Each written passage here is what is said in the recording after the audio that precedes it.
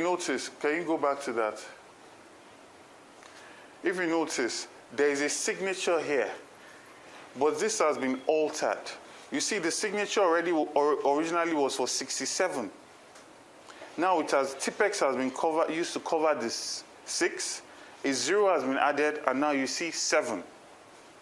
You look at the APC, originally it was 20. Or 22, most likely. 20 or something, right? And then now you see the Tipex here, a 1 has been added, and now it's 120.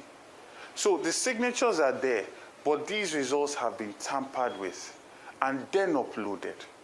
And there's so many instances of this. And then also you find that a lot of results are being called as results, authentic results, are being called as authentic results, but you see that they are state assembly results or presidential results. Like for instance, this is the state assembly result, but it's being submitted as the governorship result. And it is this result that is being calculated and announced by INEC. So there are so many instances of this, right?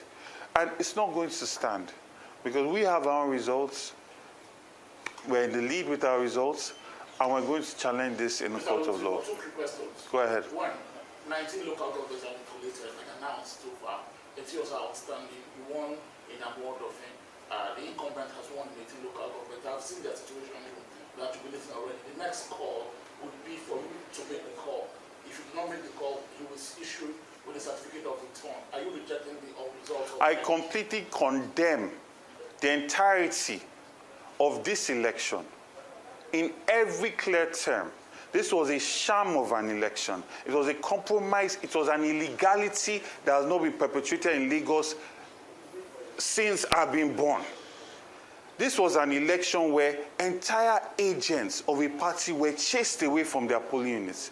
This was an election where people were standing, and if you came to vote and you were not Labour Party, they were beating you.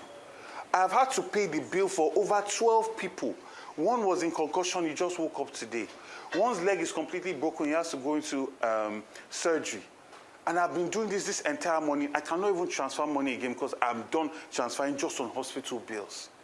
So I condemn this. I will never call Babajide Sanwo-Olu to congratulate him for this shambolic, this sham of an election, this violence that's literally setting a precedent for war in the next election, because nobody is going to come into elections believing that they will discuss ideas and issues anymore.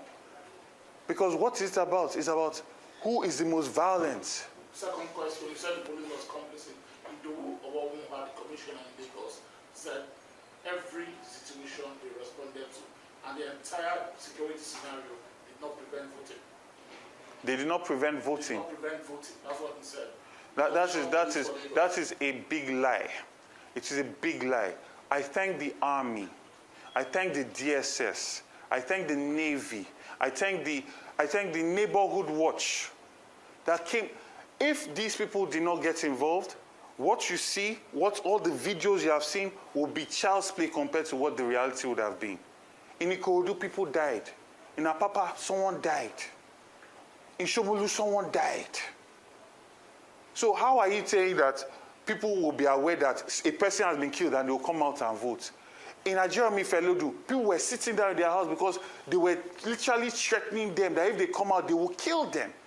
And they were following people and going to their houses. After you vote, they will follow you to your houses to go and threaten to harm your family. This Lagos deserves so much more. Look at Oyo State. Seyi Makinde won. People are jubilating. He did not have to use any violence. He did not have to use any intimidation. When you serve your people will return you to office. We should not be seeing videos of so much violence statewide. And you're saying that you're dancing and celebrating you won an election. You plan to govern these same people? Even Yoruba people were being assaulted because they apparently looked Igbo. This is what Lagos has become under the APC government. So this cannot carry on. And I call on every well-meaning Lagosian Nigerian, we must stand against this. Because, see, there's a saying that when they came for the Jews, you kept quiet. They came for the Muslims, you kept quiet. Eventually, when they come for you, everybody will be quiet. So we must stand against all of this because real lives are at stake here. Real businesses, people's live streams are at stake.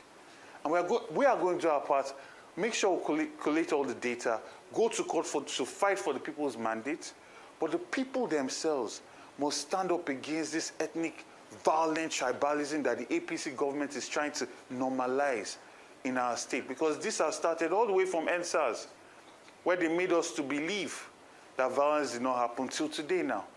And then you have a commissioner of police saying this is a free and fair election.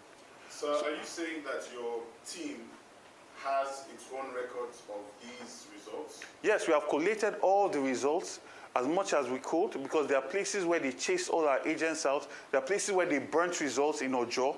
Several places where we'll be calling for cancellation of those results and a rerun. There are places where our ballots were thrown into the gutter. We dried those ballots. We counted it. We've kept records. So essentially, are you going to call for cancellation of we are calling for several cancellations where violence was the order of the day, because elections did not happen there.